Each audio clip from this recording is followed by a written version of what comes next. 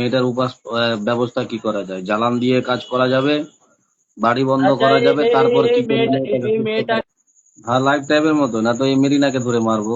আর মেরিনা যদি অসুবিধা করে তো আব্দুল্লাহকে ঢোকাবো। আচ্ছা বলো, আর বিকল্প রাস্তা ওর বাড়ির পিছনে কার কার পিছনে লেগে আছে? ওর বাড়ির পিছনে কারোর লেগে নেই, শুধু ঠিক ওর আছে, পিছনেই লেগে আছে।